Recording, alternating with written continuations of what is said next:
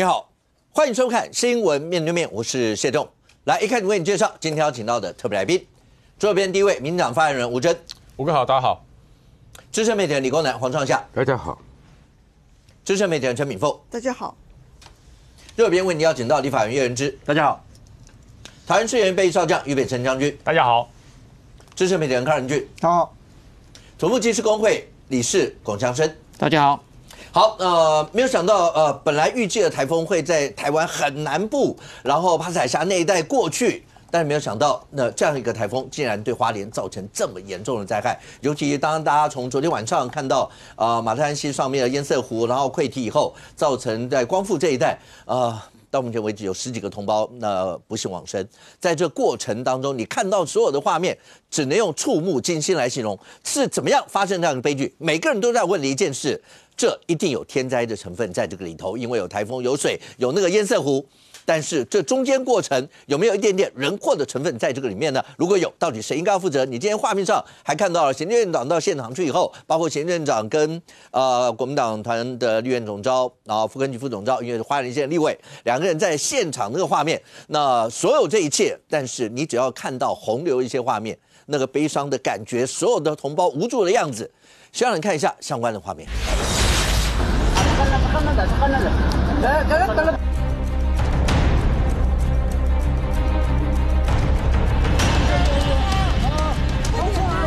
啊，脚不见了，脚掉了，脚掉了。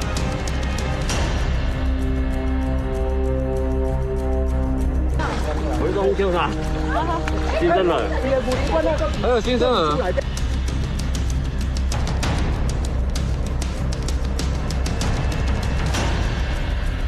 这台白色车子里面有人，这台灰色不知道里面有没有人。然后阿姨现在这个人在那边很事。校车又飘走了，厢型车大概飘出去了。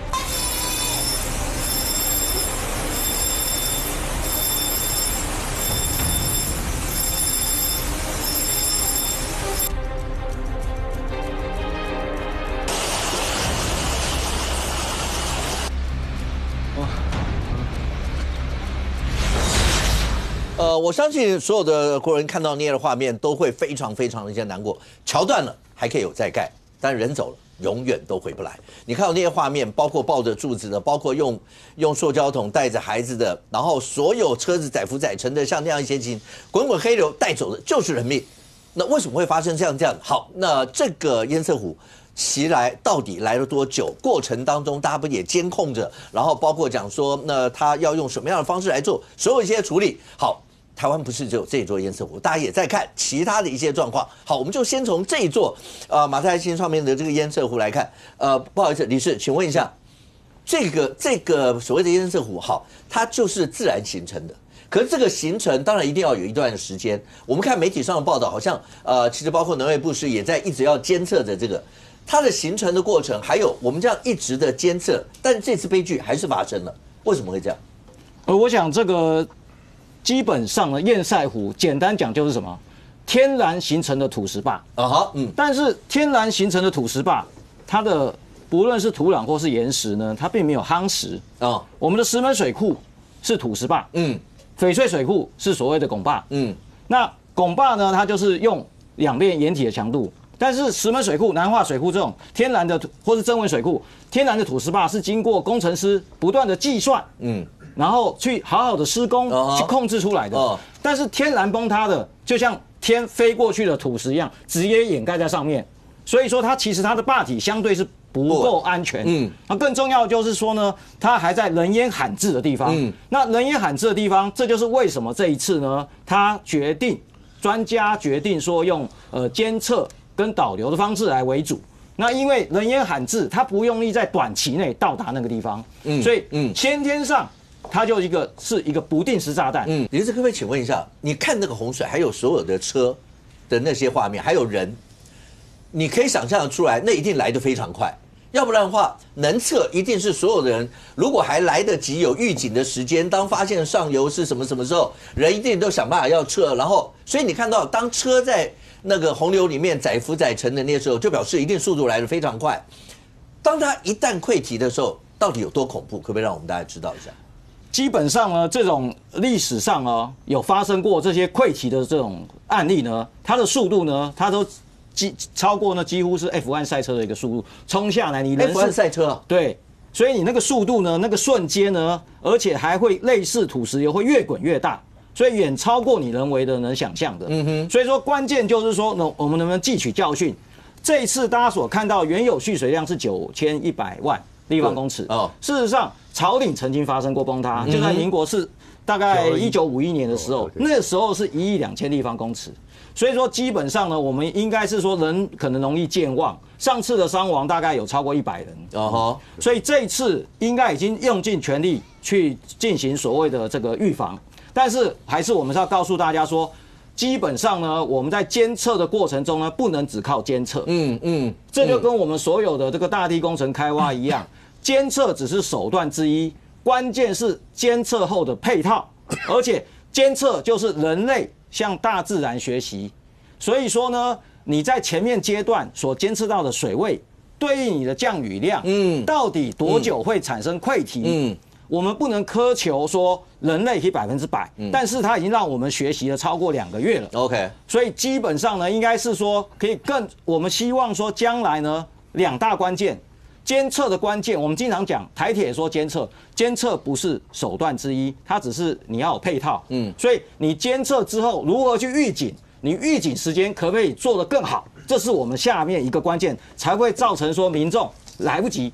我换一个角度讲，如果我今天监测它某种程度还是安全的，但是经过1个月，包括中间可能会有偶尔的地震，或是会有一些大风雨或者什么，那所有灌进去以后，所以下1个月状况怎么样，当然就不一样，所以它是一个变动性的，而那个变动性就应该配上您刚刚说的配套，想办法要去做最完善的一个处理。好，那这一次这个如果照刚刚专家所说的是9100万立方公尺，创下，刚才经过刚才专家讲，大家知道它就是一个叫天然的水坝吧？对，只是那个天然水坝一定不安全嘛。我们如果要是盖一个水坝，要经过多少的计算，要所有的土木技师要计算，包括它的压力多少，所有那些，你不可能天然它就是塞，它就塞住了。你不知道它哪一天真的就会这样。这次光整个下来，那个水一路冲下来，媒体上如果这样的报道，一座南化水库啊。一座南化水库，或者是呢，像这个灌进去的水呢，目前有推估的是6000座奥运的游泳池里面的一个水量，所以这样一个水量这样冲下来，而且更麻烦是什么？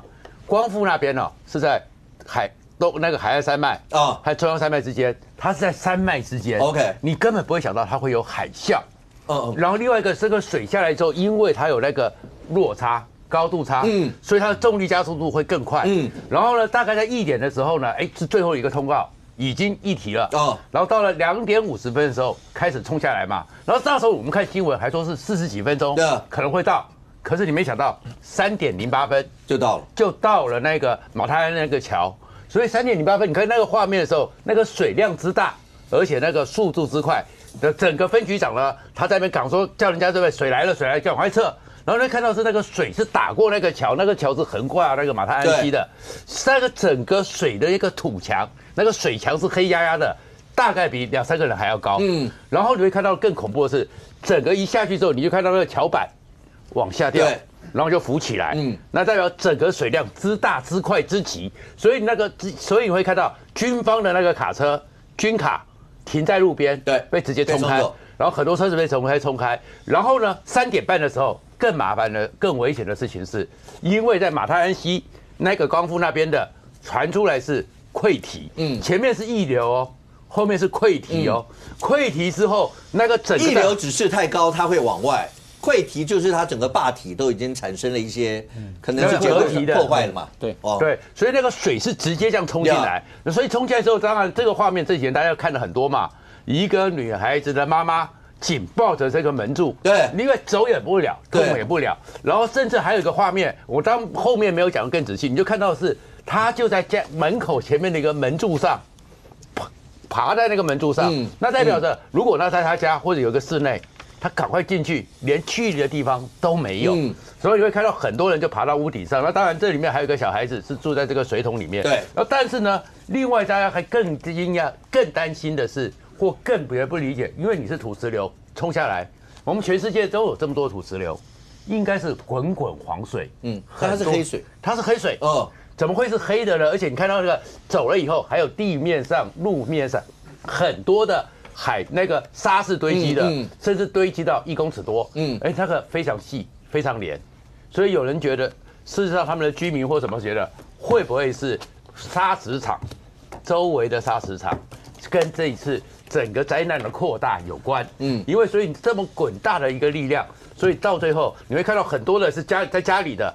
也没有出去，为什么？它是直接从排水口直接喷出来，然后很多地方，所以现在的整个这状况，这个灾难，然后当然后面的问题就问了，撤离，从有9次通告撤离，但是撤离的执行到底落实到有没有100%，这变成是非常重要的关键。OK， 李叔要补什么？就是说刚刚创大兄所说的，比如说撤离这件事呢，事实上。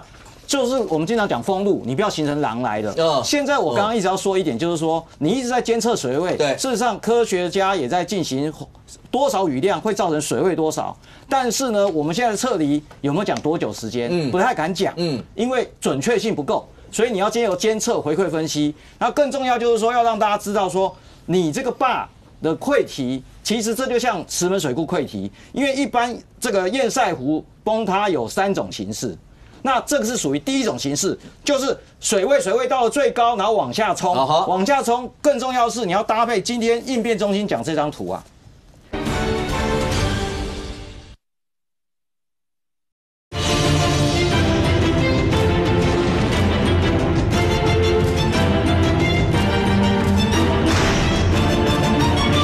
水位到了最高，然后往下冲，往下冲。更重要的是，你要搭配今天应变中心讲这张图啊。它从200公尺，现在变成120公尺。对，那为什么说现在比较不危险？很简单，你的水压力已经少了2.33倍了。但是呢，有这么多的土被你冲下来。更重要的是，传统的水理计算，它可能不一定把河川掏刷的量考虑进去，因为这是从上游往下冲，上游没有堤防的。所以你造成了这个所谓的洪水量，远大于你原来预估。然后再加上说这些土石混进去之后，所以就你看到了滚滚的这个黑色的水，所以这跟它地质状况有关系的。所以我们就是要提醒大家说，现在为什么中央告诉大家说比较不危险，是因为你当第一种这种溃堤发生之后呢，你的高度下降之后呢，你基本上在溃堤它的水量也有限。那更重要就是说，我们要提醒中央，就是说这个溃坝有第二种，就是说。你也可能坝体，因为这边会形成一个浸润线，上面是一个不饱和的区域，下雨之后会整个变饱和了。这边如果再崩，那又会造成2次灾害。还有最怕的是说上游，如果说原来的崩的地方你再崩，那它又会形成越来越大。所以这次其实就目前的资料所了解，它是从6月到7月一直持续崩，一直崩。它的面积是不像我们传统看的石门水库那样，是一个超级大坝，而且这是最重要的一件事，大家没有提。其实我们应该要提醒大家，它的坝高多高？200公尺。石门水库多高？133公尺。它比石门水库还高。它天然坝比石门水库还高，比三峡大坝还高。那你说它比三峡大坝还高？对，三峡大坝只有175公尺，它的蓄水量也只有140公尺。所以这次其实忽略了最重要一件事，我不是一直去监测，你让水一直累积，就是一个不定时炸弹。你本来要搭配，除了说预警的缓冲时间，最重要就是说我们要穷尽一切的力量，包含一些所谓的这个溢流的地方。因为溢流的地方会有一些 buffer 的地方，其实要去规划出来，而且你预警时间要拉长。那好，那如果这样就讲到大家现在在讨论一个重点，大家都知道那个危险，一定要想办法解决嘛。那解决的方式，那您看到今天大家在讲说，当初就讲要不要把它炸掉，大家讲炸掉。如果照您这样讲，它的坝体比三峡大坝还高，那个如果一炸下来的话。我不知道会发生什么事，虽然我不是专家，但一定很恐怖。然后包括现在有专家讲，只有一个方法叫引流，可能就是慢慢让它卸掉或什么。所以这个方式在您自己看起来的话，是真的只能用引流这样一个方式。炸掉我当然知道快啊，嘣一声，但问题是恐怕不是下面所有人能承受的呀。现在的关键是说，它是一个松散的坝体，而且是不规则、超级大的一个坝体。它其实不是说。爆破不行用，而是爆破的代价跟可预估性会超过它的范围。而且我刚刚有报告，它人烟罕至，你不容易去施工，所以变成你如果选择爆破，它可以有一个唯一的好处，就是我刚刚讲的，你在6、7月的时候水位还比较低的时候，你就让上面尽量坏吧，尽量坏呢，然后呢，我的水呢就不会量就不会那么大。但它为什么不敢爆破？是因为它太大，人烟罕至，而且它是不规则。你爆破之后，万一你原来预期是从200变成150，结果100破了一个洞，这就完蛋了。所以这是为什么爆破它不敢采用的一个原因。因为其实爆破是非常专业的一门，对，它要计算到所有的点、所有的量，它可能会产生。所以看到有的大楼用爆破的方式，最成功的是都往里面咚的一个全部解决一次。当然不成功的，它就炸到不知道变什么样。尤其像您说这种要去计算这个东西的话，你不知道会发生什么后果。可是现在您刚刚讲，大概从200多降到100多这个霸体，可它毕竟还是个潜在的定时炸弹。那我们接下来怎么办？因为也看有专家说，它会不会有再次溃堤风险？因为你也不敢保证，当然希望不要，但你也不敢保证在接下来半个月、1个月，因为最近老是有一些台风啊的一些资讯。所以那接下来怎么办？要怎么处理这个？事实上，目前的霸体安全，它是用一个很简单的经验公式去推估的。所以霸体安全跟溃坝这是2件事。所以你目前这个120比较矮之后呢，它是不是绝对安全？没人敢说。所以说我们现在还是建议说，你尽管在监测，而且中央运输还一直提醒大家，它还是会继续溢流。对。那现在它比较安心的是说，它的量会远低于第一次的量，但是它还是有一定的量。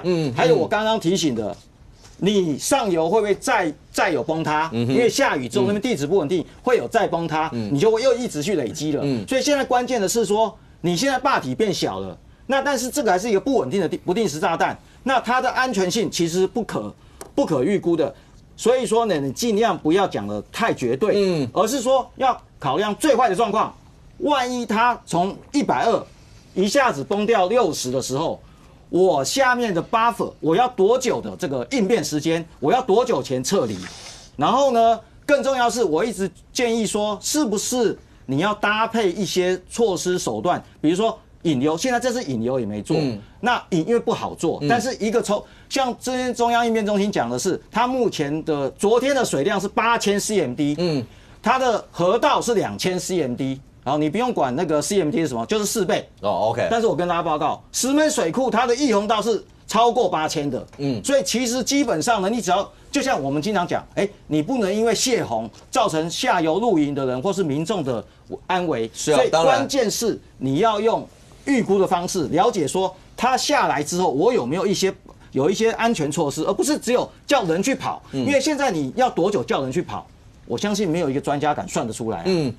那比如说今天雨量也可能超过你预估啊。现在就是你只去，我所以一直讲你一直告诉大家我有监测，就可能会安全。这个其实是给民众一个比较相对来说不见得是一个相对安全的一个概念，而是我讲的配套。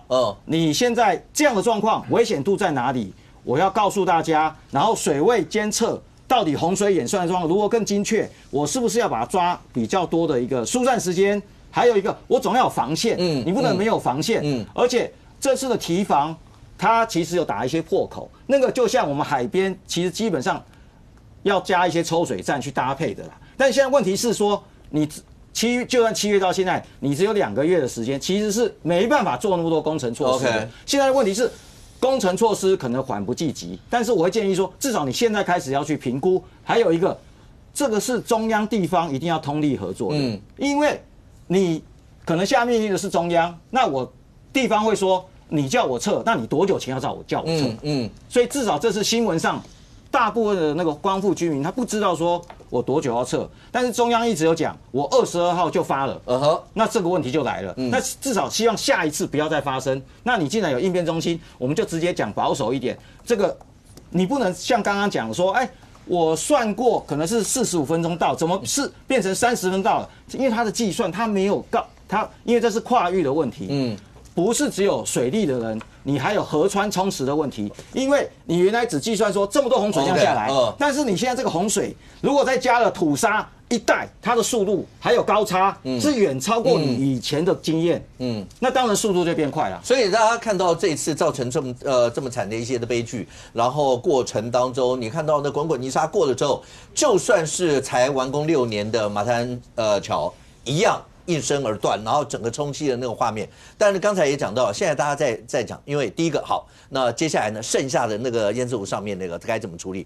可是眼下发生了这么大一些的悲剧，那包括责任归属啊，所有这些在救灾的过程，似乎大家也没有忘记在找这一块。我让你看一下，包括总统院长那直接到了现场，前进指挥所，那当然副根级总召也到了现场，让你看一下他们两边的说法。来，农业部长在8月13号讲得很清楚。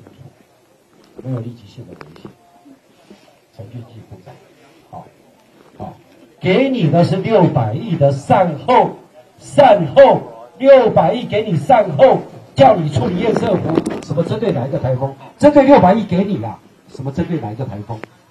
所以院长没有关系，院长要讲话要讲清楚。话要讲清楚，话要讲清楚，可以一定还有，我绝对会等你。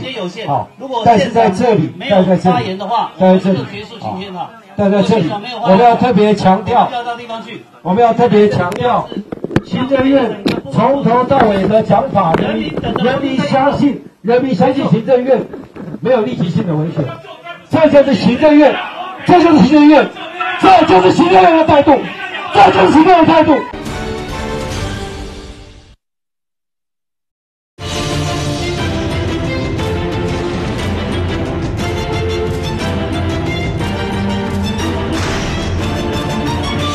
农业部长在8月13号讲得很清楚，没有立即性的危险。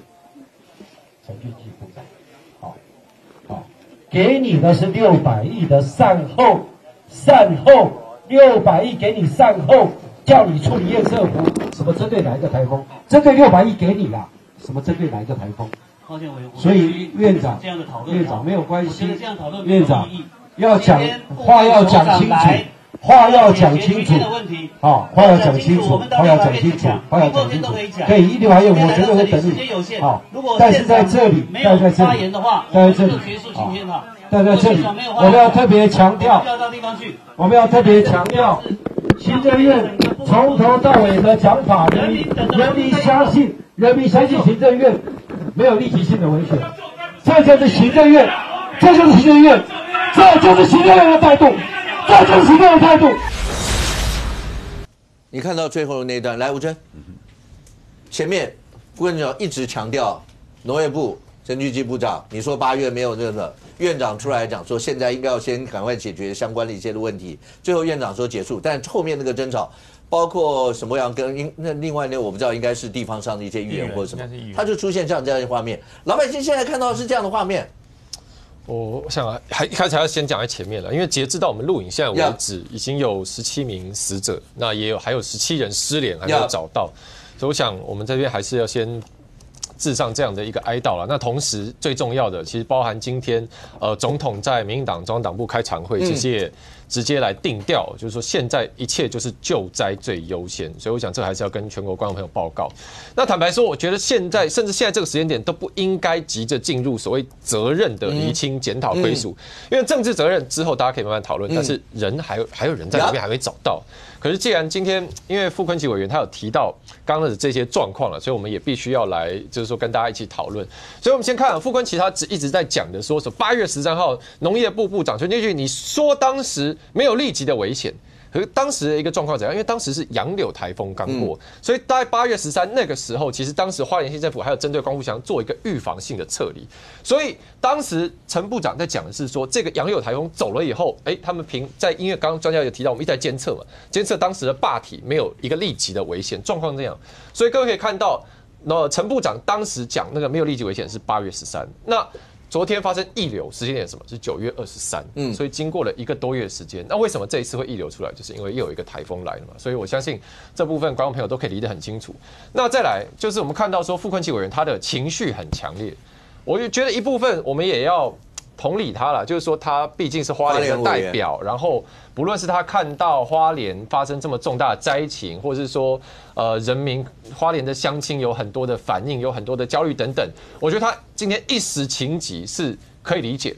可是我们也要先厘清嘛，因为刚刚副委员一直说你行政为什么不处理？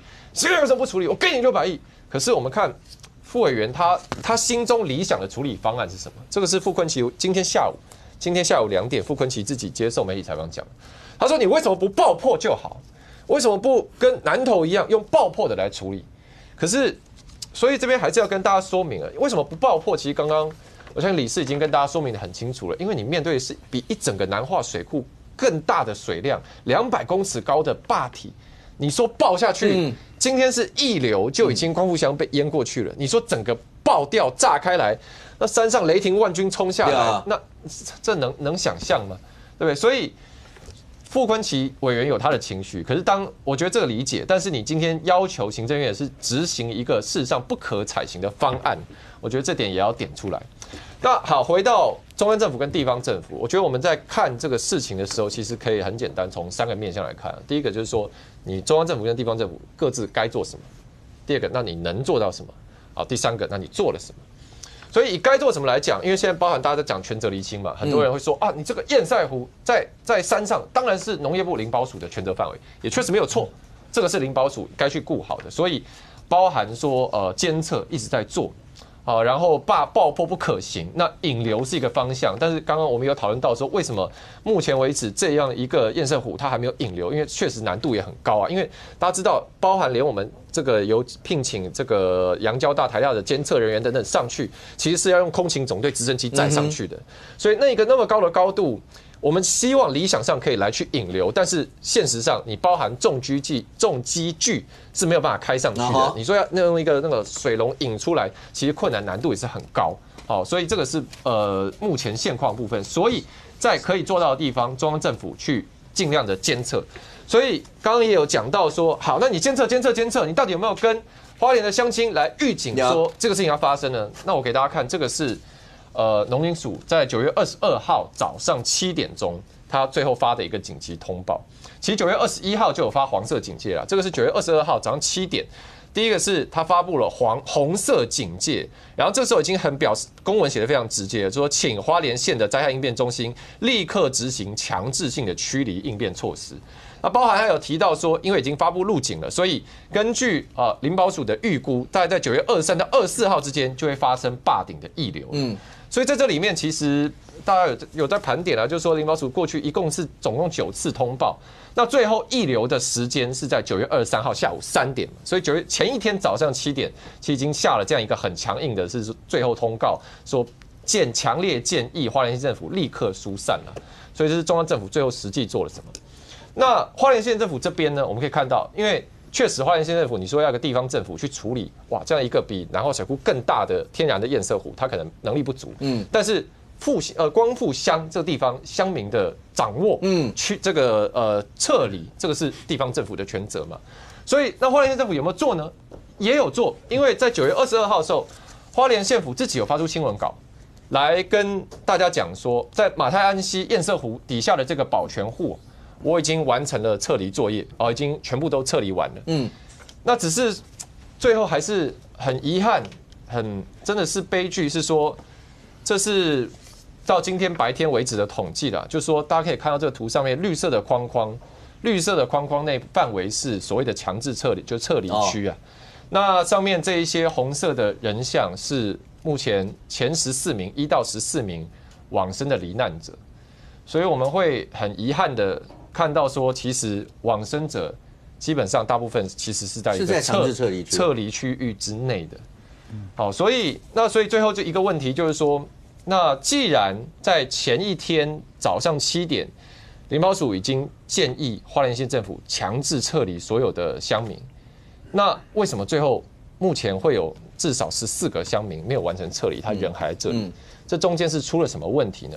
是你县府有通知到他，但他不愿意离开吗？还是你没有通知到他呢？还是这些人其实他也没有接触到资讯呢？我想这个是我们现在要去厘清。厘清不是急着要去抓战犯，而是说，因为刚刚大家也提到，其实这个堰塞湖现在还在。当地的安全情况还没有完全解除，所以去厘清目前为止发生了什么问题，为什么有人资讯接收不及时，其实对于接下来要怎么样去保全人命是很关键的。那我最后讲一点，我还是觉得说，副委员有他的情绪，我们理解，可是我真的觉得现在救灾优先，因为今天行政院是来到花莲要开设前进指挥所嘛，所以包含农业部长啊、院长都去。那其实人到这边，我就是要带资源、带人力进来，看怎么样帮助嘛。那副委员，你在现场这样子，变成把最后院长轰走，那这样帮得到谁呢？帮得了谁呢？所以救灾当前，真的也是希望大家一起是以灾民救灾为第一优先的，这不需要去做这么多额外的政治动作。OK， 元之，这不是决院长跟副总召第一次，他们在户外在现场勘察所有的时候，其实就已经两个人有在言语之中，其实已经有很多这些。当然，副总召他一直强调的是8月的时候。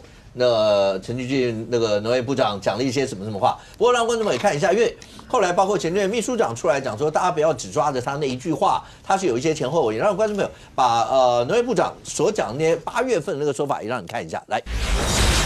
关于马太鞍的这个堰塞湖本身哦，那我们农业部一定会努力的去处理。虽然说这个堰塞湖其实它的来源已久哦，大概90几年就开始形成了，坝底本身大概有1.7公里这么长，所以我们评估是没有立即溃堤的危险。但是为了下游的居民，我们愿意努力的去做。有一个要先跟委员报告的，就是这个工程上面很多专家在讨论的过程中，开挖这个义洪道本身，他们是觉得在现在这个时候做事有风险会比较高，因为它土石松软。但是我们还是会努力去做，所以我们也尊重这样的一个附带决议，只是说在这个过程中可能没有办法像说1年马上就能够把它清掉，这个它需要有一些很专业的工程去评估施工的时候的安全性。以上做这样的一个说明。农业部的态度非常清楚。是他们愿意全力去推动。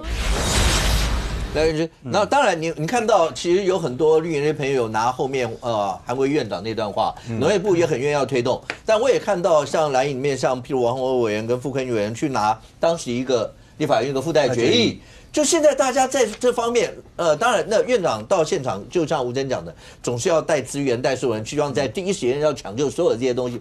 但现场发生这样，当然院长主要说撤离的那个过程是不是有一点瑕疵？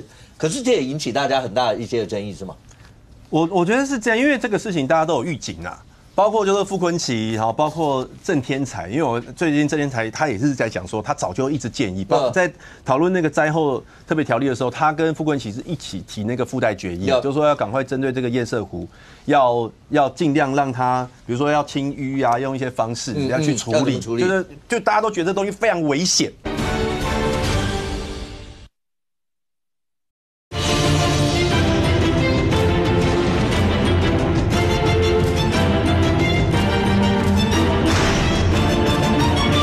他跟傅昆萁是一起提那个附带决议，就是说要赶快针对这个堰塞湖，要尽量让它，比如说要清淤啊，用一些方式要去处理，就大家都觉得这东西非常危险。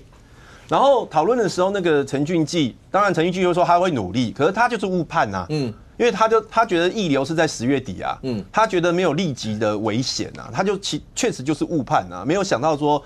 会强降雨之后，它整个溢流之后，就整个溃堤嘛，他就是没有预料到嘛，所以那当然当初提出预警的这些委员就会很生气呀，早就告诉你了啊，你要当一回事处理啊，你怎么会好像都没有接受大家的建议啊，好像就是讲一大堆理由。我觉得委员有这种情绪，我觉得很正常，这个本来也是监督的一部分，就早就提醒你了，结果你怎么会误判呢？啊，确实，我觉得民进党政府在很多灾后的处理都有误判嘛，譬如说像。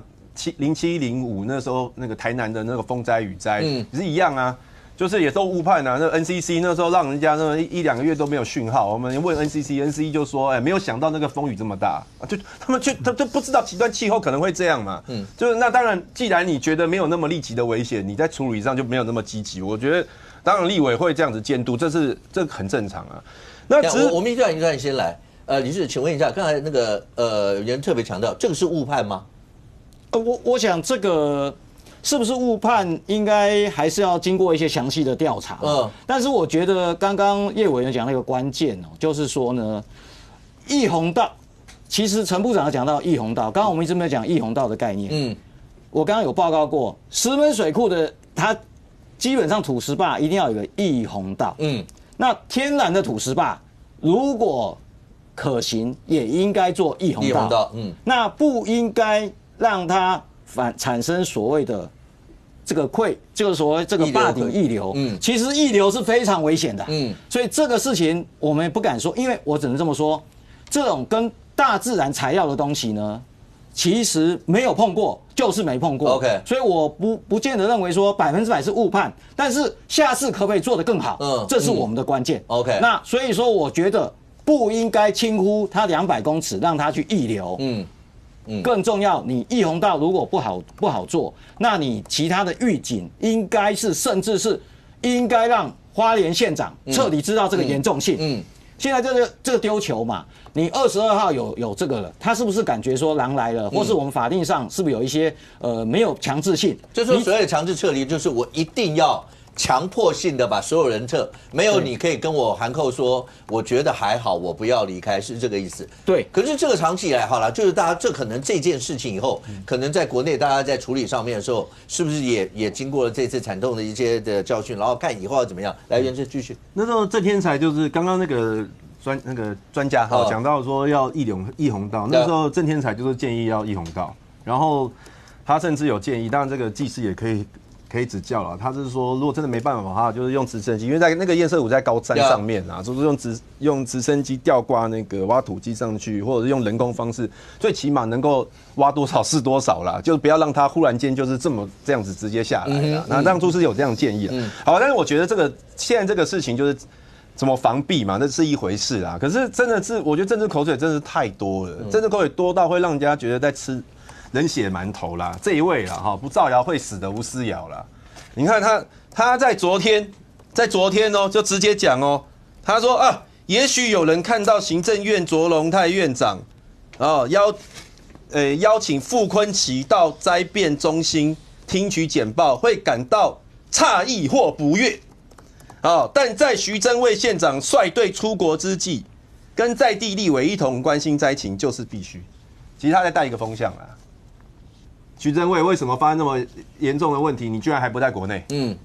但问题是人家徐榛蔚有没有在国内？人家就在国内，好不好？吴思瑶，人家上午在作战应变中心，下午就到光复乡了。你为什么说人家不在国内？而且为了这是23号，这是他昨天发文啊。对，昨天发文啊。人家徐榛蔚早上一早就作战应变中心啊。你为什么要带这个风向？而且他为了要铺陈骂徐榛蔚这件事情，前面还带一下，哎呀。卓荣泰找傅昆萁来，很多人感到诧异跟不悦。请问一下，谁不悦？谁诧异？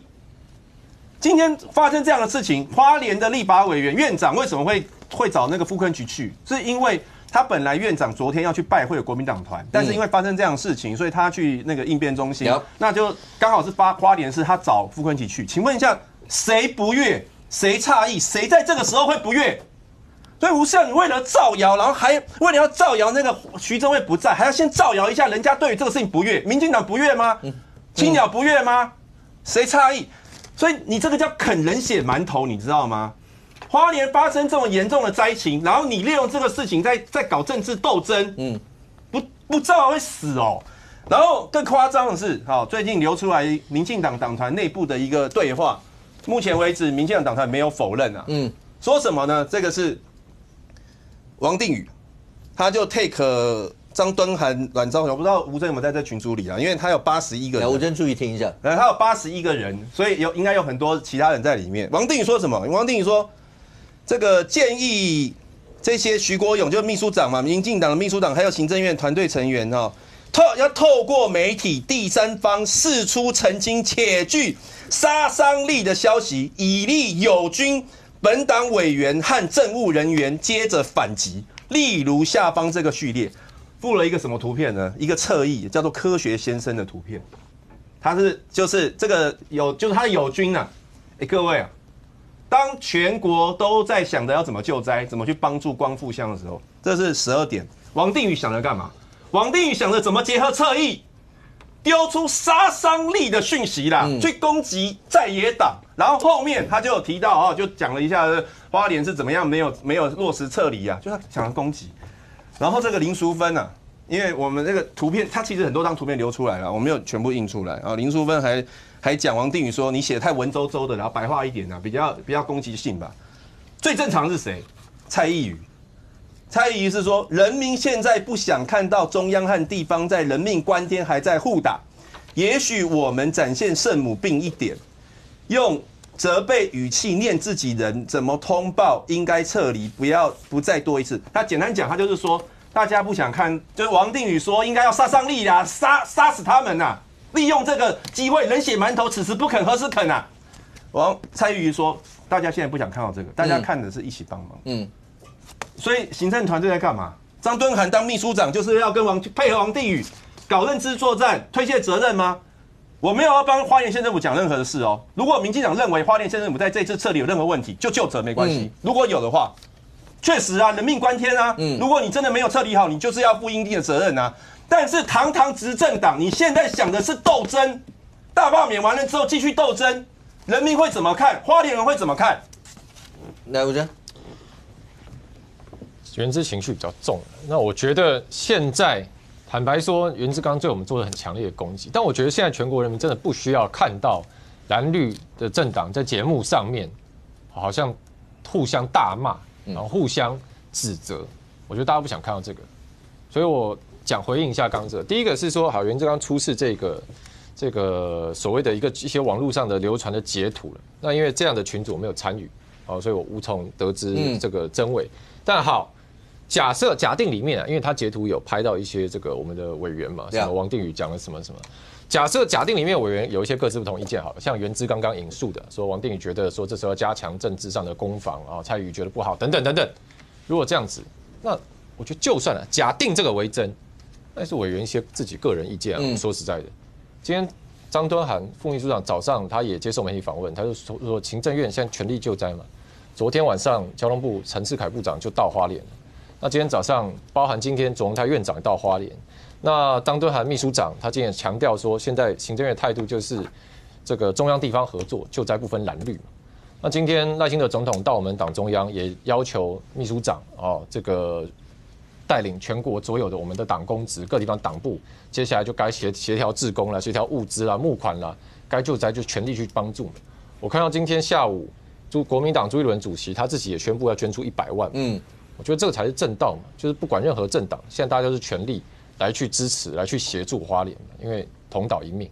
所以我觉得这部分没有原之不要去讲什么执政党现在想着斗争、想着怎样如何，因为事实上我们就是很努力的在协助嘛。从党的机器要启动，从政院院长今天人也在，然后在光复糖厂也设立了灾害应变中心，协调物资进去、人力进去。事实上，全部我们重点就在这边嘛，所以不要拿几句。就算委员有讲这样的话，也不要拿几句文字带风向，说好像我们就是像全部在搞斗争。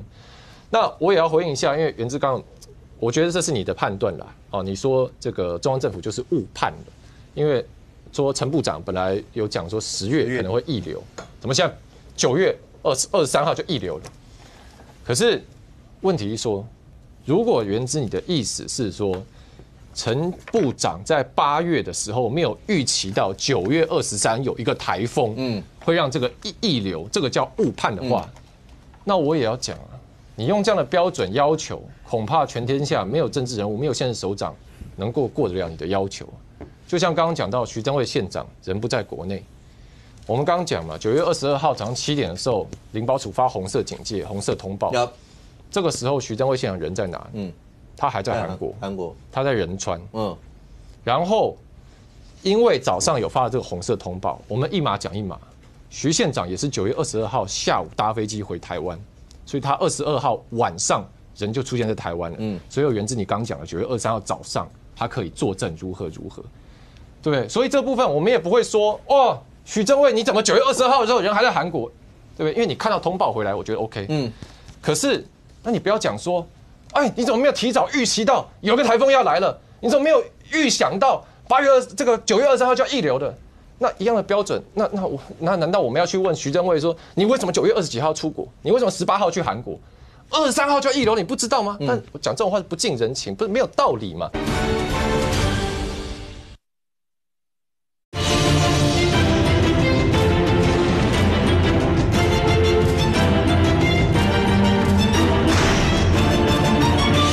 们要去问徐正惠说，你为什么9月20几号出国？你为什么18号去韩国？23号就要1楼，你不知道吗？但我讲这种话是不近人情，不是没有道理嘛？因为人不是神仙嘛，我们不是上帝，我怎么会知道这个时候台风来强台，然后9月22号下午3点1流？那重点是我们在能做到的范围有没有全力做到好？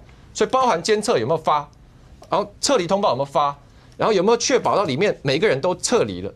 啊，如果就像专家李四刚讲的，那如果这次没有做到100%，是不是下一次要抓更多预留时间？下一次是不是除了地方政府在疏散之外，中央可能警政系统也要动员下去？有些人不愿意出来，我也把它硬爆出来，是不是要做到这个样子？那我们可以去讨论嘛。但你不要拿上帝的标准，然后去说，哎，你怎么没有预想到这个情况？那我觉得这样的讨论没有意义啊。可是这个过程还根据，那当然你说徐正惠县长他什么时候出国或什么，然后因为是副分局总召有讲一个说，哎，那个内政部长打一通电话他就回来了，就是他也引起大家很多一些讨论。现在你看到这些，包括大家又回头去看中间开了几次会，那中间过程还有人把那个包括林保署发的那个。就几次的会议什么全部都要列出来，目的就是在这个过程当中让大家知道谁该谁干什么事儿，谁到底干了没有，是这样吗？我觉得每一次像这种风灾、水灾哦，天然灾害过之后哦，永远你看到这个政府官员跟民意代表之间的这个口水哦，都大于事件发生当下。那可是对于当下大家其实对这些身处在其中的人来说。你说他们真的觉得这个时候大家去吵说你讲什么我讲什么是重要的吗？你看这几次的这个画面哦，说如果连军方救援的军卡都会被冲走，那你告诉我这么重的车子都会被车走，一般的小客车被冲走不是什么嘛？所以几个淹水的画面，包含大家看到说有这个全联的员工哦扛着那个板子哦，那大家会觉得很心疼，说啊怎么会变成这样？但我觉得其实。你说风灾、水灾哦，财产的损失，我觉得不会，大家都会觉得这是合理的，也是正常的，但希望能够减到最低。我觉得这次画面让大家最难过的，其实是有一个说什么在市场那边的，然后一个妇人抱着一个柱子，然后水一直冲。我当下第一个想到当年的巴掌溪。然后你看到有妇人坐在那个一个栏杆的那个柱子上面，然后打电话，旁边的水一直流。因为大家会回来讨论，就是说。那为什么这些人在当下他没有收到讯息？就财产的损失，我觉得很难去避免。但是人员呢，我们就回来看，你说今天对于这个堰塞湖，大家都没有去关注它吗？我觉得要让整个事件让大家还原，这个是堰塞湖在没有形成之前的样子，它原先是这样。到7月的时候，堰塞湖形成的时候，你可以看到它的这个整个的图上啊，它的整个的这个已经变成是一个大水坝。那它的位置在什么地方呢？它不是像我们一般讲说在平地上面。我给各位看另外一张图，你就会非常清楚。你知道这个堰塞湖形成的位置在这里。但是呢，因为它这里有山势啊，所以刚刚提到义洪道那一些，事实上你可以看到它为什么不往这边流，因为它的山势就是这样。所以如果他今天，因为今天李鸿源有讲说他比较不称这个叫做溃堤啦，他说这个叫溃坝啦，因为堤是人工去筑嘛，那这个实际是土方堆出来的坝堤嘛啊。那你可以看到它其实可以研判出来，就是它整个会流下来之后，它会经过到什么地方，所以你可以看到。这一块地区里面，事实上是我留下来之后有可能会产生的灾害地区。这些图什么时候做的？不是今天跑出来。我用这一张图，你会更明显哦。这个区域拉得更大了。你从这个地方来看的时候，你就可以看得到，它这个乡镇是，你看从这个地方上，他们其实当时在评估这个地方有多长的距离，你知道11公里哦。甚至有算到说，如果他今天这个整个这个议题之后，大概50分钟左右的时间。可是你想想看，这一次今天很多民众是讲说，我1分钟不到水就上来了，下游的这一些人啊，所以它代表什么？好，我不敢讲说这个叫误判，因为真实的状况其实每一天没有办法去做，但是为什么会有这些东西出来？因为前面有做了非常多的研判，包含到找了东华大学他们有防灾的那个小组，他们也进去。针对有可能会出现到的这个，如果真的这个所谓议题之后，那它有可能会变成什么情况？来给各位看，它规划出了几个有可能会受到影响的地区，这些其实就回到了刚刚吴峥所讲的，这些地区的民众该不该被撤离？东华大学做了2次，后来台大的防灾团队也进去做，那防灾团队当时讲的就是说，如果今天他真的溃堤的，真的遇到刚刚讲的那个议题的情况下，你可以看到东华大学所做的，这在什么时候做的？你知道？9月19号哦。就已经告诉你，这些地区基本上这一块就是你今天如果这个坝体，它因为这样而产生问题，这一块是需要特别注意的。这就回到刚刚吴峥的那一张图，说有这个10几个失踪的人，你现在这一对照是不是都在这一区里面？所以我们就这个事情可不可以被合理的讨论？它当然可以被合理的讨论，但是现在回来的是。如果按照现在一些资讯，比如说大家就讲说这个坝体为什么不把它爆破啦，不把它干嘛？我也给各位看。按照评估来讲，你就是没办法做，你就是没办法做。我刚给各位看3D 图嘛，你3D 图你就很明显嘛，那个地方你说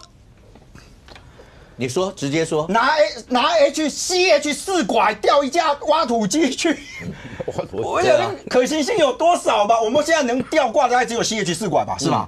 我们国内没有这么大的直升机了吧？我们有超级野马，没有。对嘛？就它真的可行，当然大家有很多的想法，但是这明白的有告诉你做过评估。好，那现在问题来了你说他都一直没有去做吗？来，我给各位看，我们要做疏散避难没有那么简单。这个是什么？马太安溪的堰塞湖如果出现我们今天说的这种状况的时候。光复乡的几个地方，它在不同区域里面都分别做了疏散图谁做的？看一下，东华大学防灾团队在9月19号的时候，其实就做了这些图，这只是其中的一张，这里面包含到说，它的资讯细到什么程度，你知道吗？这个地区里面有多少人？来给各位看，光刚刚的那个村里面有多少人在这个地方？然后你要联络，要到什么地方去？要联络谁？所有资讯都在这上面。我们再回来看另外一些资讯。你说中央都没有去协助吗？也不对。来，我们对于所有后来形成的堰塞，因为堰塞湖都不是长久在那里了今天好像我不太清楚，那个刚刚有一个说什么那个什么已经存在多少年了，那个我不知道他那个讯息从哪来的因为如果按照陈经济说，他说对90几年就，我非常好奇这件事情，因为如果按照监测资料来看，它其实就在7月的时候才形成的，我不知道陈经济当时那个讲法从哪来。以前有验色过了，这一次这个是7月26形成，我没有意见我就提出来，因为这是你们林保署自己的监测系统所呈现的资讯。好，再回来看你说他都没有在关注吗？也没有啊，因为对于这个所谓的这个花莲马太安的堰塞，你可以看到从这边开始7月，然后到8月，事实上都有召开一些的汇报。那这个汇报你说他在干嘛？他都没事干，然后通通都聊聊天吗？也没有。比如说以8月6号来说，它其实针对有可能会产生这个所谓的这个，我们今天讲说这个溃坝的这个状态的时候，它其实有提到一些处置的方式，其中就是针对光复乡的地方呢，在这边其实有提到非常的清楚，就是告诉你说你有什么地方在这里光复的几个村，还有几个其他的地方，它应该要实施所谓的撤离，所以才会有东华大学的那些的表出现。好，那我们就回来看嘛。今天你说完完全全都没有人收到撤离通知吗？不是前内政部长李鸿源算是水利专家吗？他今天也针对这件事情发表他，因为刘世芳去找他嘛。对。其实，在大家的认知认为说，其实，在当下，包含9月22号那一天，当你通报下去之后，其实对多数人来讲，他们认为是今天我细胞解信发出去了，理论上面来讲，配合这个协助疏散的，应该是地方县市政府嘛。这一块我觉得不会有疑义。所以在很多人的概念里面，认为是全部都撤离了。但是现在看起来，撤离的人数并不如预期。那所以我就讲今天好不容易有一个行政院官员下去了，赫然发现原来徐榛蔚坐在2个人的中间。因为所有的媒体镜头都是左荣泰、傅昆萁，身为花莲县长徐榛蔚反而没有任何的话，他不是应该是第一线的人，他应该才去提出嘛。所以你看傅昆萁，你看那个左荣泰的说法，其实我老实讲我觉得我们就事论事嘛。傅昆萁第一句话讲说，我接下来要讲的可能你们不爱听，但我要讲，怎么会是地方来负责？不是我是讲实话，你们都坐在一个非常安全的地方，我这样讲没错嘛？我今天其实看到难过的是，因为今天早上又发布说有第3波这个所谓的溃坝的情况，有电视台的记者去访问到一个民众说，现在第3波来，你要不要撤？民众说我不能走，为什么你知道吗？因为他的母亲在昨天的那个在23号的那个时间点，他的人卡在里面，而他已经往生了，他等不到检察官来相验。所以他不能离开。你今天再发第4个那个讯息跟他讲，对不起，第4次危机，他走不走？他一样不会走。这个叫做现况。我们看这个是难过的。你们大家在那里吵说，哦，这个应该为什么不是你？为什么不是我？为什么不是这样？我就问意义在哪里？我老实讲，我愿意认同卓荣泰一点。卓荣泰的说法是，今天你要救，他没有跟你说不能救责嘛。可是不要在这个时间点，卓荣泰说我后面还有2、3个地方，那叫什么？到现场去。那结果到最后在纠结呢，我必须讲啊，傅昆萁说这就是行政院的态度。我也讲行政院态度对，在那个当下，你觉得民众想看到是一大堆人，对不对？穿得干干净净的，穿个这个皮鞋，然后打个领带，然后在那边讲说哦，告诉你怎么样？我不认为他喜欢看到这个。真正让大家难过的是，人其实是可以移动的。如果前面都有这么多的讯息，包含刚刚吴峥讲说有9次的通报，会有各种的那个网络上资料都给他，我也不相信说这是昨天突然大家赶快 key 上去啊，怕人家究责。那如果都有这些事情做，为什么有些人他被移动了？而有些人还留在那个地方，面对到让我们再一次看到有人在洪水里面抱着那个柱子，然后希望赶快有人去救他的情形吗？对，好，明凤，我们讲白话文。大家会这样，就是因为有这么多条人命的问题。对所有的老百姓来讲，看到那个洪流的画面，看到有这么多的同胞人命的问题，现在狠话先讲，责任先丢，是这个意思吗？我觉得当然就是会这样啊。台湾一发生灾害就有开始丢责任的问题啊。可是我觉得这件事情，我觉得责任我觉得是可以厘清的，不是用像以前这样混就算了啊。因为你从这个，因为你这个是一个堰塞湖，它是比当时有人把它拿那个南投9·2夜的时候来相比，说南投就傅昆萁就是这种论调，南投那个炸就炸掉了，可是南投那个很小啊，这个是比一个石门水库还要大的这个堰塞湖嘛，所以说它的方式。根据李鸿源的说法，就只有引流嘛，所以中央这个是中央的程序是这样，在7月1号以后，因为这个好像跟04、03的地震也有关系，跟杨柳台风来，然后慢慢的形成，到7月本来开始是7月19号的时候就有发现了，那7月底就确定说它整个是真的有形成一个堰塞湖，那。当时的中央就已经派空勤队下去安设那个检测的水位系统，所以你不能说中央都没有在管，因为他有他处理的方式，他必须要先监控水位嘛，所以他7月底的时候就去监控水位了，然后8月6号他就开始跟这个花莲的分署邀请，跟下游单位邀请这个整个。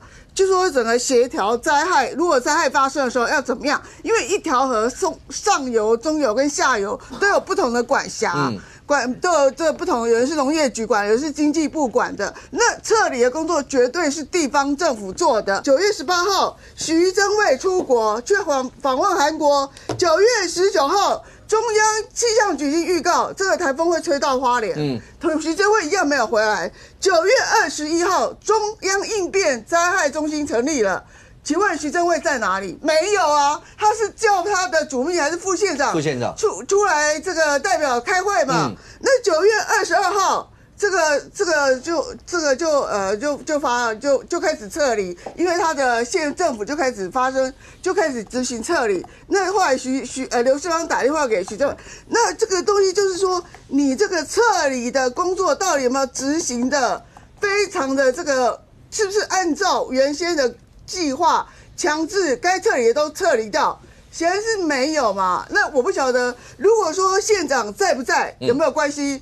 好，那县长在是不是这个手段霹雳手段会快一点，会好一点，把这些人都赶走嘛？所以说，我们今天到来就诊，我们要把所有的顺序通通往下把这个顺序通厘清之后，才知道这个关卡是卡在哪里。如果再发生的时候，你到底要怎么做？如果你现在这个堰塞湖你没有办法把它引流的时候，你就要马上执行很强力的这个所谓撤离的工作嘛。就像那位女生不能走，她还是要走啊，否则不是又丢出一条人命来吗？那你今天国民党要拿个什么东西来骂？那我请问你国民党啦，你这个时候还在消遣莱尔校长，还在推销什么莱尔校场球，什么撑不过3分钟乘以2，10月10号还有机会，不要错过。那你不是在搞政治吗？啊，你骂人家骂那么大声，那我要不要借个麦克风骂得更大声一点？我已经有了啊。所以我觉得就是说，你不要我觉得就是说，这个灾害发生，大家都很痛苦啦。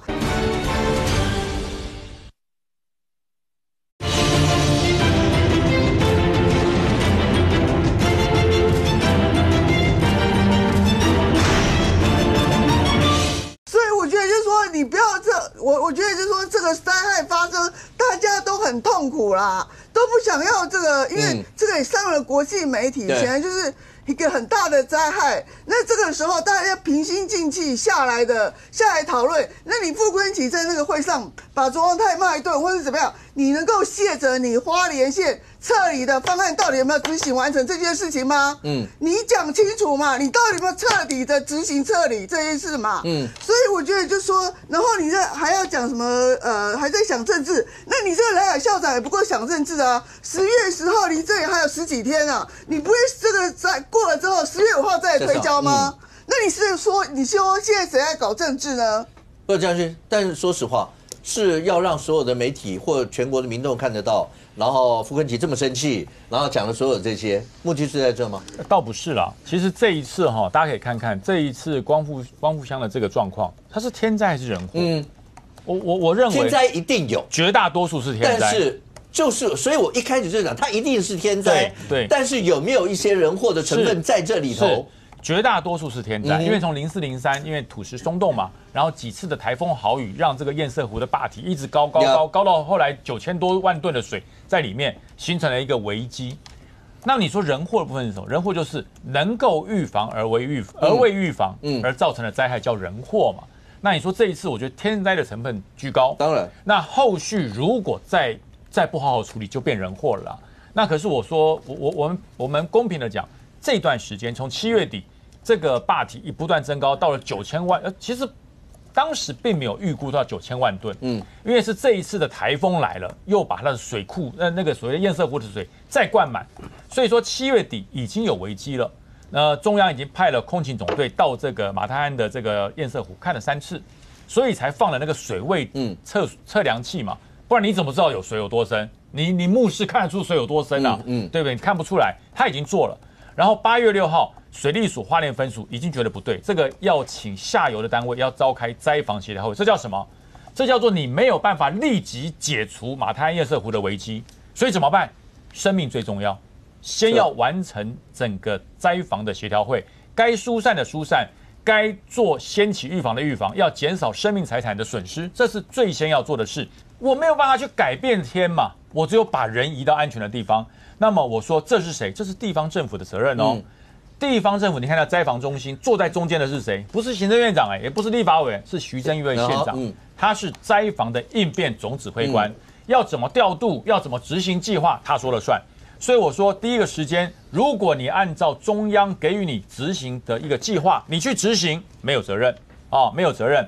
那另外我讲中央该做什么中央该做的是后续计划的补强 ，OK， 政策的修订，还有不足积聚超过县政府应变能力的支援，这是中央要做的。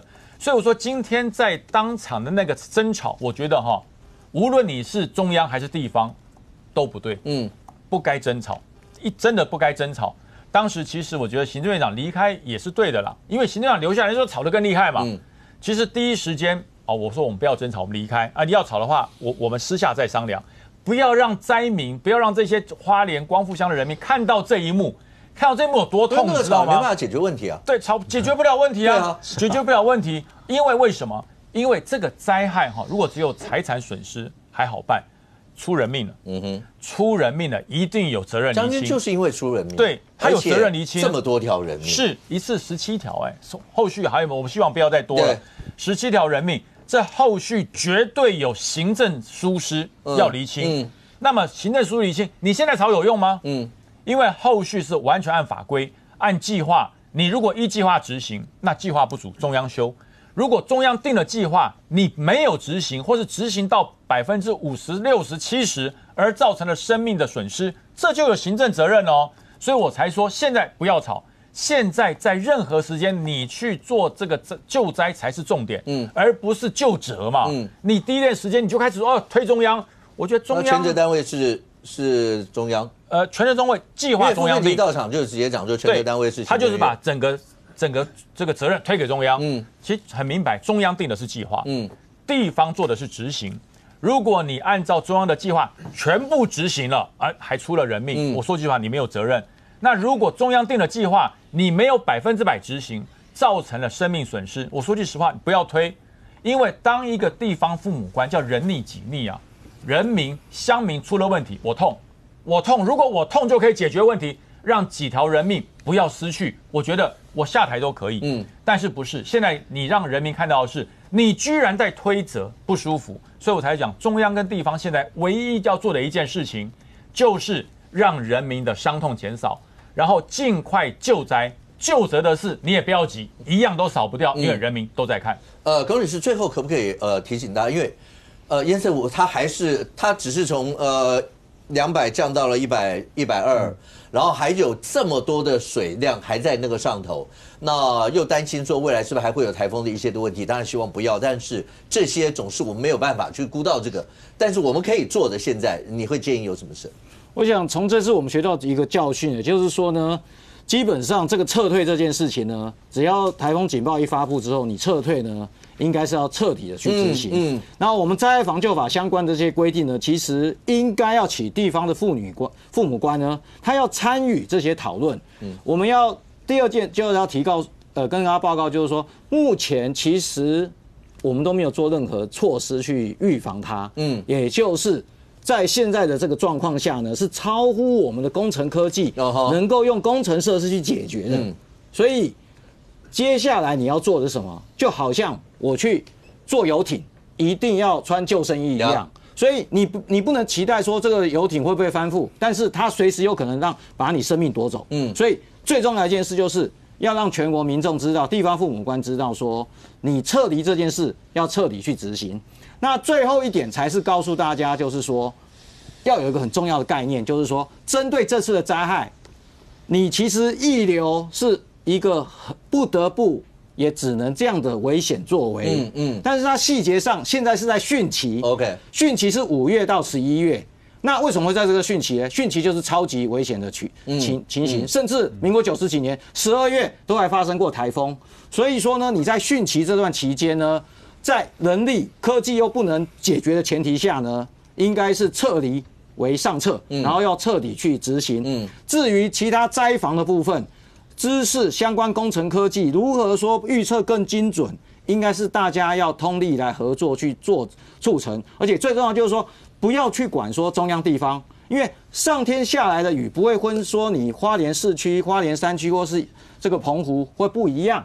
那所以我们做法应该是要把中央的有的知识跟地方在地的经验一起去结合，参与撤除计划，而不是只有中央去制定计划，叫你地方去执行。那这样子就会变成说各说各话的问题。你要有参与感，你自己来参与了，我相信任何一个父母官，就算你是在南非，你也是会立刻飞回来的。这次发生的悲剧让所有的国人都痛心。那但是眼下的危机可能还是会有在那个地方，到底该怎么样去解决？然后包括所有的人命一定是摆在最先位。接下来呢，到底该怎么样一些处理？不管你是中央或是地方，未来怎么样？那我想要给全国人民看到，那希望悲剧不要再发生。那当然大家都在关心，那花莲所有这样一些的灾情，希望不要再出现其他一些的灾情。那后续到底又该怎么办？但对国内整体的政治来讲的话，当然你会关心或者柯前主席这个案子，今天有最新的一个发展，因为到明天，在明天的时候是北检抗告的最后一天，但创下，今天北检已经发了新闻了，对啊，他不抗告，基本上呢，我们本来讲说柯文哲是明天，对不对？也看他也乖了10天嘛，非常的安静，想说是25号最后抗告期，但是呢，他提前出关了，因为在1天之前，就是今天呢，北检郑重的说，他们已经决定不提抗告了。所以不用到25号、24号，柯文哲知道不会再回去了。那当然了，他现在不会再回去。1审判决之后，2审惯例上，大概也暂时就再回去的几率也低了。所以柯文哲出关了。那出关之后，北检的理由呢，跟上一次整个地院跟高院的有点精神相同。上一次他们讲说尊重审级制度。地院后来那个要压的时候说尊重审级制度，那北泽荣也是尊重法院的独立的判断，所以他你看，所以他讲说被告是否羁押系由法院依法独立决定，所以这个是他特别强调是法院在决定的哦。所以呢，关于某政党及部分人士不断的指摘本案压人取供。欲将柯圈责压到死云，均属恶意曲解，所以他们还是要把民众党过去对他们的整个北检的批评，或者他们认为是污蔑，还要反驳一下。第二个呢，他们还是强调羁押等等替代措施，虽有部分内容仍存在难以检验是否落实执行之疑虑。所以他其实说，对于柯文哲真的会这么快吗？其实北检根据他1年多的相处，他们大概心中自有心证。但是呢，检察官基于促进诉讼之一贯立场，所以基本上还是尊重审级制度，尊重法院的制度。不过呢，第3条北检还是讲得很清楚，将来的时候持续的会盯紧柯文哲。如果你有违反法院于之应遵守之事项，一旦发生具体事项，他们还会提出他们要求的一个要求。那当然不管怎样，柯文哲就是提前出关1天了。而这提前出关1天，对台湾来讲就是一个新的压力测试。我们现在这些雨水，这样一个泪水已经够压力了，但是柯文哲出来之后，他完完全全的就是彻底的可以向前冲了。然后向前冲之后，这样的一个柯文哲，你会看到的是他进去了1年，阿北受难记讲了这么多，而且现在受难到了连身心，对不对？陈佩琪的脸书里面都受到了一些压力，受到一些伤害。等到他开始确定不会再被抗告，然后开始先前有预告，开始全台湾走透透。阿北受难记、土城受难记，这样一走下去之后，政治上他的一个声量最大，被吸引的最多，然后对于民进党，他当然就绝对控诉。然后对于黄国昌来讲，大概黄国昌的声量又会回到先前没有了。但是对于国民党来讲呢，当阿北这样全走的时候，国民党现在连党主席都没办法搞定。然后那些明年要参选的议员们，到底会不会被阿北磁吸过去，到那场子去蹭热闹？所以整个政治上，柯文哲带来的政治，或者是某些人就一直讨论他那种声量，有很多时候是口水的压力测试也才刚开始。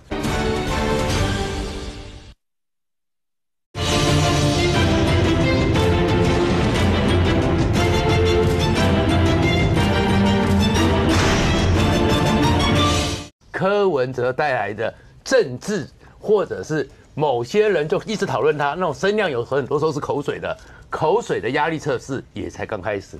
林凤，你觉得当今天北检发表这样已经决定不抗告这以后，对柯文哲来讲的话，会宛如就是脱掉了紧箍咒这样的感觉吗？未来会像刚刚因为很多人都评估说，未来是不是真的会全台湾要去感谢小草啦，什么什么这些，甚或那他又会回到以前的柯文哲，因为毕竟这段期间，尤其这10天将近10天，他的声音确实比较小。可是他就算是还在羁押期哦，他去开庭讲的话，你想想看，会引起大家多大的讨论。他就算不讲，陈佩琪也会讲啊。而且陈佩琪讲的话，有时候比他还重啊。所以什么身体状况啦这些，然后什么猫狗未出狱啊这些，全部都出来了。对，柯文哲是不会放过我们的啦，你放心了。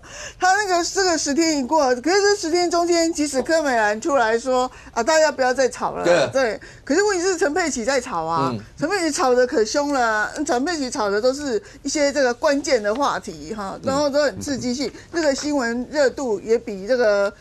也比什么都还高啊！大家都是讨论得很热烈。那你现在北检说我不看好，但是他还是有稍微说我会持续watch you 这样子，但是这有用吗？因为你已经过了那个时期了嘛。那所以说，我觉得柯文哲未来呢，就会慢慢的规划他的行程了。对，因为呢，譬如说他现在开庭，交出来，现在好像很少受访。那未来呢，他就会慢慢从不受访到开始讲1、2句，然后1、2句之后就开始讲长篇大论了。然后未来呢，就是党务会议或是这个党团会议，他还是可以参加。对，不是讲说黄昌跟他会2个会一起参加。对啊，就人家说那个地方法院帮那个他开绿灯了，可以参加党团会议跟党务会议嘛。所以我觉得这个东西就等于宣告柯文哲就是重出江湖嘛。那重出江湖的这个速度呢，就是可能是慢动作一点，因为他现在还是要顾及到北检的感受啊哈。虽然说他提前放1天放他，可是至少还有1天嘛。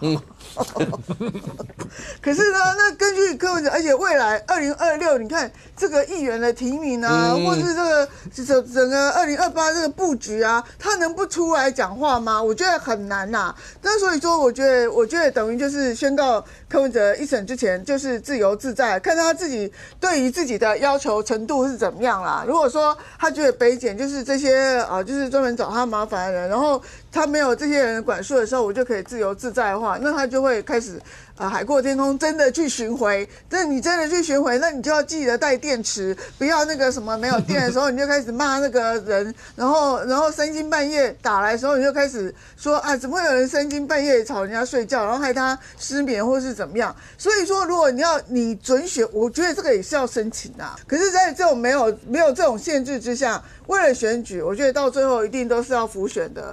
要辅选一定是走透透的。未来就是柯文哲就是绝对不会放过我们。OK， 因为这个案子一路在往下，但是你在昨天像李文娟出来作证的时候，任俊让大家看到，对我们借着这个案子，也让很多观众朋友知道一些法律方面的一些。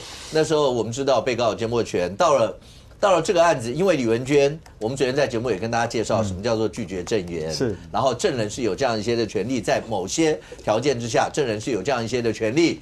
可是李文娟拒绝证言，真的能够帮得到柯文哲？我不知道他的本意啦，但是至少他所有都不答，几乎了，所有都不答的结果，就像我昨天在节目跟观众朋友讲，那如果你是法官，那你会怎么想？因为照法律的规定，那你在地检署曾经有过落下一些就是侦查的一些的笔录，所以你看到今天检察官到最后，因为李文娟都不答嘛，那检察官就讲说请法院参酌他在地检侦讯的时候所有相关笔录。那李文娟这样做完，对阿贝真的有好处吗？对柯文哲的案子相关有牵扯到里面的人他们的这个角色，其实老实讲也有时候处于多变的状态。因为在这个案子里面，他可能是被告，在别的案子里面可能是个证人，所以到底检察官问的他的那些问题，到底是他是属于被告还是属于证人？我觉得那个到时候到庭上去看。这点我们在节目也帮观众朋友科普过，因为共同被告呢是要当证人，共同被告是可以当证人，所以那些对他们来说，有很多时候你可以想象。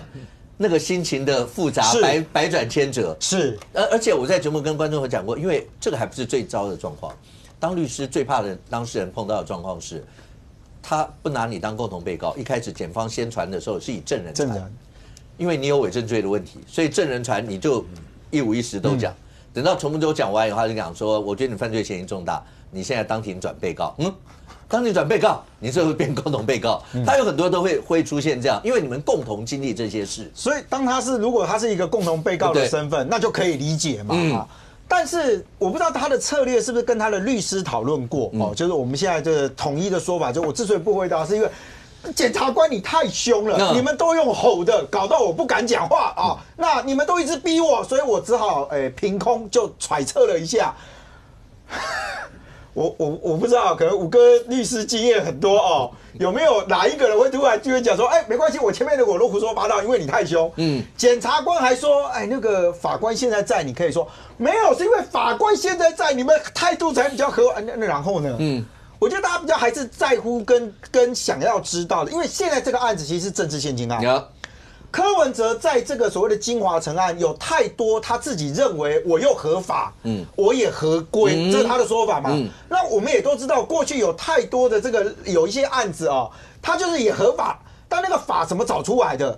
为什么他突然适用这个法？就像那个容积奖励嘛，你说我有啊，我有公告给大家看啊，我有这个3项容积奖励啊，但问题是你只有给他这一家，之后也没有人再适用了啊，他到底合不合？他法律上可以攻防。可是，在政治现金的这件事情上面，第一个，全台湾不是只有柯文哲选过。柯文哲的说法是说呢，因为我们第一次参加这么大型的选举，那你前面选2次台北市市长的选举是小选举的意思了啊。那你不管大小选举做账就是做账嘛。哎，我这做账没有负面的意思啊，就是你要把账本做完嘛。请问这有差吗？你动员了这么多人，你还发给会计师做嘞？结果他现在讲说哦，没有了，我们这个或许有一些。你的问题不在这个，因为李文娟按照他自己的说法，他说他在当木可董事长之前，其实在大卖场当试吃员，1个小时时薪175块，突然因为哥哥李文忠的赏识，他突然变成了董事长，1个月月薪8万啊！我再问一下，通常我们在做这个希望跟社会要有一个正向的宣导的时候，通常都会说。这种凭空掉下来的东西哦，给你月薪这么高，然后呢又不用做什么事情，你要小心，有可能是当人头，你有可能会成为犯罪集团的目标。李文娟居然他讲是什么？对啊，我就是，其实你不要以为我真的很那个，我就是个人头董事长。好，那现在问题来了，检察官问了他50几个问题，其实老实讲，那50几个问题不是新的，检察官问的都是你前面的证词里面你有这样讲。那我就再跟你确认一下，其中有一个症结是哪一个？这个很好玩哦。当时他非常好奇，木可为什么突然搞一个400多万的授权金去给了柯文哲？大家回忆一下，当时柯文哲怎么说的？李文忠也没跟我讲，李文忠就这样子把钱转到我户，我那时候都在想说，我天哪，怎么不会想要转给你？转给我们所有人嘛？那问题来了，他的钱其实不是李文忠给他的，是由木可公司这边转过去的。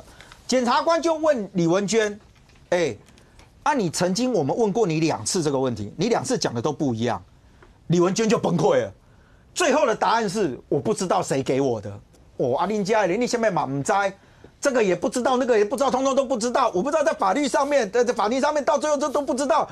按照民众党的说法是不可以太凶，检察官不可以，法官也不能太凶，你不能他不知道就是不知道。他说我前面那个胡说八道的就胡说，对他自己讲的嘛，我就是凭空臆测了一下，我都猜的，可以这样干吗？你的这个猜可能会害死人，你今天所有东西一推，所以你说他有没有帮助到柯文哲？我再回到刚刚金华城这件事情，金华城这件事情，北市府认为他今天是一个握有行政权力的地方县市政府，所以呢，我在我找得到的法规里面给他方便。那我就问嘛，今天在木可跟这个所谓的这个众望，还有柯文哲自己本身的竞选总部里面，那完全是你自己独创一套出来的一个模式。而你今天所有重要的人，重要到连一个董事长都说没有，我什么都不知道。你问我这个钱为什么转给别人？为什么我今天在所有的这个竞选结余款之后，我还要另外转一个20万去转给一个人？我都不记得。但是柯文哲却传了一个讯息给他，木可的那个账要赶快碎掉。那没有人知道你们到底在干嘛，所以我不认为他今天的这个做法对柯文哲有用。但我认为他可能有跟他的律师讨论过，就没关系，我们搞到他很复杂，反正可能到最后就干嘛，你知道，反正政治迫害嘛。我被关久了之后，我压力很大。我还很少听到说有人在这个法庭上面直接，法官也在问了，检察官也在问了，你太凶了，所以我当然不敢讲。那你现在讲，我不要，我都不记。我不知道，不过这整个案子，继续演，我这是示范带。整个案子在未来，当然就像我昨天跟观众朋友报告过，那接下来那个法院就要斟酌以前有的一些的记录啦，不管是LINE 上面、手机上的，或是在侦讯笔录里面所有出现这些，但吴峥，来，柯文哲一定不会忘了你们嘛，对不对？这篇大选期间他只忙的政策行程辩论，募款的是他们有经手，木可就和小英商号赖桑小布一样，合法合规遭罗资入罪。他还很感叹，一群奉公守法的公务员照样可以整死无辜的老百姓。跟你们一样啊？哪里一样？这我就要讲了，就是说，其实政治现金这个事情，其实在座很多人也选过，大家都知道怎么进行。那蔡英文总统、小英在选的时候，其实政治现金很清楚嘛，因为大家记得吗？这个2012年3只小猪，对不对？3只小猪那是当时还被人检举被国民党检举违反政治现金法啊，怎么有小朋友拿那个铺满给蔡英文总统？未成年怎么可以政治现金啊？被检举一个，所以很清楚嘛。小英总统早就是按照政治现金在办事的。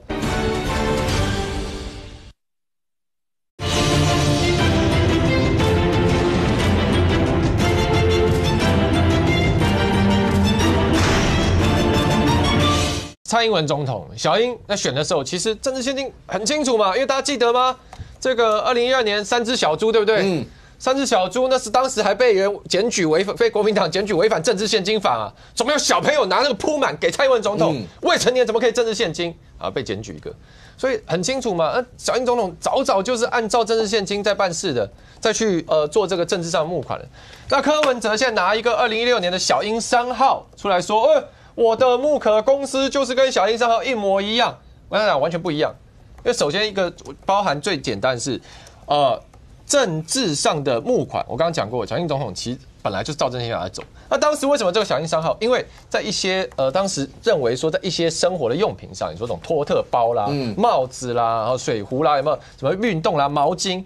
它本身它不一定是要拿来募款嘛，因为我如果是支持者，我背着你的包出去，上面写一个英啊这样子，我穿一个 T 恤，用个毛巾上面写个英，那也是一个宣传嘛。对不对？所以当时有这个部分考量，说可是这些东西你要让人家觉得有质感，平常愿意穿出去，那造价成本比较贵。所以当时小英总统为什么做这个小英商号，做一些商品，然后说好，你这个让你这个公司自己去做啦，你去卖给别人啦，主要是有这个行销上，让年轻人做一些年轻人喜欢用的东西，这个考量。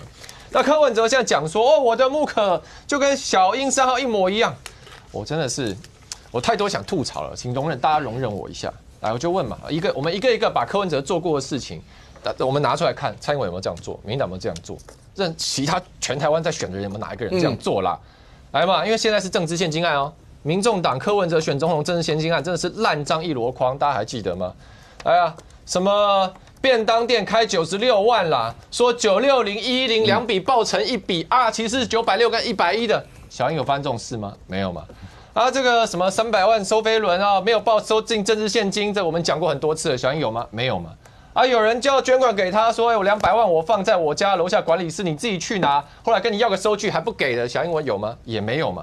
很多啊。那再来这个折扣嘛，好，因为有小英选总统的时候，有我们党公职全部都在这个网络上开始卖，说来。这个小英选总统，好，我们赖清德当时副总统帮忙好了，说来大家输入我这个折扣码William 520你拿了以后就有折扣我卖出去多少组以后，我还可以收分红的，我还可以收分红有这种事吗？也没有嘛，所以我还很多没讲完这个那小英有选完以后，用这个政治现金跑去买了一个房子，然后说跟全台湾说，房子登记在我名下，监督更有利吗？也没有啊，对不对？那这个甚至你说厂商，对不对？这个我们仁俊哥就在这里。小英选总统的时候，有发生过厂商自己跳出来带到说你怎么开一个我500万、700万的支票，我根本没有做你的案子啊！你不能这样害我。有发生这种事吗？你这个让我瞬间想，我什么时候做了他生意？你当时把这个资讯讲出来了对不对？代表的事情有吗？那最后再讲一个啦，小英当年也算很红了吧？817万票算历史高峰了吧？蔡英文是有跟民进党或者是什么小英商号说，你用你做我的商品，你要付我肖像费我要授权给你柯文哲拿了450万进他户头拿去买股票，蔡英文有这样吗？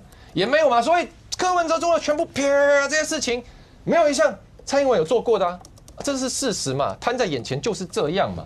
所以坦白说，那我觉得说，当然现在有很多柯文哲的支持者、爱好者啦，就是相信柯文哲真的是清清白白。那我觉得也没关系啦，因为我们尽量讲证据嘛。可是因为信仰的一个前提是不看证据嘛，信仰就是要非理性，就不管证据，我就是相信。那这些人有没有办法？可是其实大家去看这个轨迹啊，就是柯文哲为什么陷入这个司法状况？他以前自己有讲过，你们至少看看柯文哲自己讲的嘛。柯文哲以前讲过啊，说当一个政治人物选完台北市长就想选总统啊，选第一任就想选第二任，然后开始成立自己的基金会，当成小金库以后，这个政治人物就要出问题了。这也是柯文哲讲过的嘛。那他后来就完美走上自己预言的这个道路啊。所以包含他以前很多前幕僚小牛柯玉安也出来讲过啊，说柯文哲你不要说你的团队没有经验，你不是不会做政治现金的账因为在2014、2018的时候，哇，那当时。柯文哲确实有做到公开透明领先因为我们现在都选完政治现金报到监察院结案了之后再上网公开。柯文哲是当时一边选他就一边主动说，我建一个网站，我边选我就边把我政治现金报上去，大家随时都可以看我现在花钱花到哪。这是你过去做到过的事情。那为什么2024这一次整个变荒腔走板，整个变掉了，就起心动念了嘛？选完多买了股票，名下多了房子嘛。起心动念下去，就整个就歪了。OK， 但人质对于柯文哲来讲的话，光看刚那段，他还是坚信他自己没有罪，所以少少会喊清清白白。包括他讲了很多的这一整年，然后北检在办案的过程，他几乎都睡不着，更不要讲陈佩琪出来在加码讲的很多那些，这些就讲说，除了希望就是你不要再抗告了吧，他不要再压回去了吧，但是对支持者来讲的话，让他们真的觉得阿北就是受到所谓的迫害，是这个意思。我觉得应该分两个部分啊，一个部分就是他的案情啊，另外一个部分是人权应该是这两个部分。那案情就给法官去判啊，那当然柯文哲也可以有自己的主张嘛。那他的讲法就是说他很忙嘛，因为他又要准备辩论，又要记者会一大堆，他没有去管那些事情啊。他说法是这样，然后那个科比演唱会只是一个噱头嘛，就是在选举的时候比较有趣。那他也没有犯意说要用这种方式去可能要去侵占什么政治现金。然后那个穆可的话，他的讲法是参考小英，刚刚那个吴镇也都讲了，他也有说他误信了35年高中老同学李文忠，但是没有，他昨天没有这样讲了，他是说那个参考小英3号跟扁帽工厂啦，只是一个等于应该是用这竞选小物吧的概念吧。我觉得这个就法官去判了，但我觉得。以人权或狱政来讲的话，确实，如果他讲是真的话，那是可以，大家可以来讨论或检讨一下。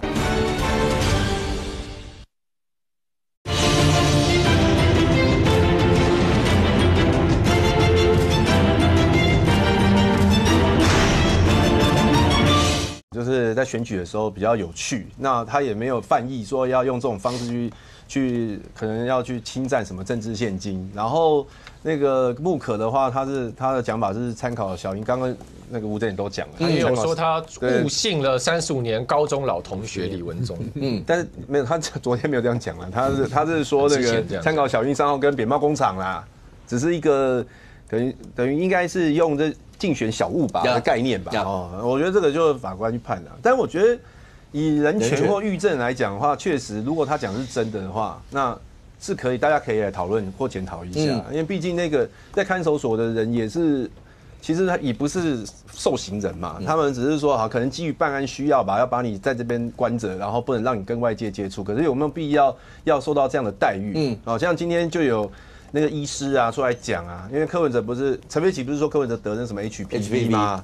他说是有可能的就是说如果那个环境不好的话是有可能。那你如果他只是一个嫌疑人，然后在那么不好的环境，我觉得确实这个是可以讨论的嘛。然后另外就是他半夜睡觉带那个电子脚镣，然后如果他们说他们家已经都很害怕没有讯号了啊，那窗户都不敢关啊，然后也装了强波器啊，但是又常常因为讯号关系半夜一直被吵醒，这也真的也是很虐待啊。我觉得也是可以。他的全文感觉上是说你们在恶整我，他是不是要表达这个样？陈佩琪，柯文哲本人没有这样讲啊，但陈佩琪他作为柯文哲的另外一半嘛，当然会心疼啊。然后多多少少当然会觉得吧，我觉得这也是无可厚非啦。我觉得就人权这一块，我倒是认为说可以来处理啊。但将军这个过程当中，当然你也听到有很多来宾会讲说，是不是所有的人都一样，还是单纯针对你？如果是针对性很强，就是针对你要这样，然后你要出来喊冤，要觉得你恶整。但如果是大家都一样，是不是还要刻意要去凸显出自己的这一块？但不可讳言，对柯文哲来讲，我看从当时9月8号开始一路出来到现在，包括他的声量，包括他讲的所有这些东西，包括他们家只要陈佩琪喊一个，譬如说那个讯号不好，高检要出来回应，北所要出来回应，他说他吃的怎么样，然后这个单位啊，现在这个现象就没有人敢针对他们讲的话不回应，不回应你就不知道会发生什么大事啊。当然要回应了，当然要回应，因为柯文哲和陈佩琪他们的一举一动，影响到的是他的支持者对他的这个所谓的支援。那你说，不管是北检还是北院啊，他们毕竟他们还是希望这个法律是要让大多数人采信的嘛。那这么多人出来抗议，他当然会有些压力，所以会帮他换新的电子脚铐。新的电子脚铐还是脚铐，它不会变成这个纪念品或者是装饰品，它还是脚铐。那另外，其实陈佩琪讲那个 HPV 哈，其实这一点我真的说，像这个土城看守所要讲清楚，为什么？如果那个马桶会让柯文哲感染，那就不止柯文哲啊。当然，对，用过的有多少啊？对啊，柯文哲离开了，会不会有另外一个继续占他的缺啊？一定会嘛。他那心想，哇，这我不敢做啊。那会产生暴动。如果说因为去了北所上厕所就会被 HPV 感染，这还得了？所以我说这要说明白这个不能因为柯文哲是特案这个 HPV 专找柯文哲，不找别人。那病毒不管你的身份，不管你的年龄，该找你就要找你。所以我说这一点要讲清楚，否则会造成恐慌。第二个就是，其实我觉得这段时间柯文哲变得特别乖。他不是变得特别乖，因为10天还没到。那今天已经不抗告了。对，已经不抗告了。不抗告，我觉得柯文哲会慢慢的去试那个检察官还有北院的那个红线，会越来越大胆，一定会。他如果他不这样做，他就不是柯文哲了。那另外我讲柯文哲这段时间，我听童仲彦今天讲，郝龙斌，你这么挺阿北，你就出庭作证说他没罪，这也是在嘴啦。郝龙斌有什么资格出来作证？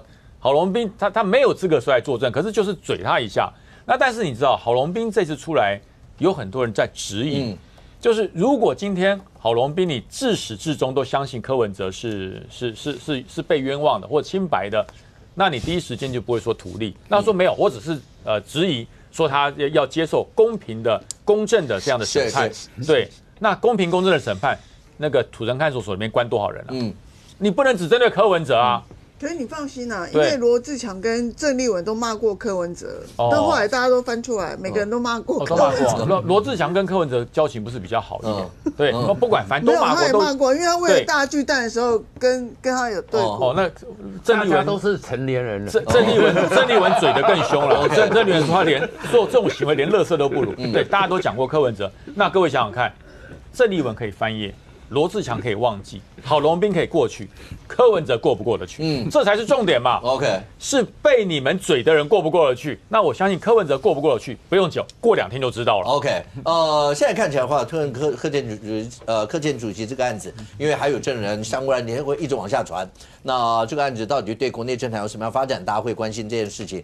但是我想现在国人所有的心应该都还是悬在花莲这个地方，希望尽快完成，包括救灾这些，然后包括后续还上那个验证还在上面，到底该怎么样去解决？希望悲剧不要再发生。非常谢谢所有来宾，也非常谢谢观众您的收看。新闻面对面，我们明天见，拜拜。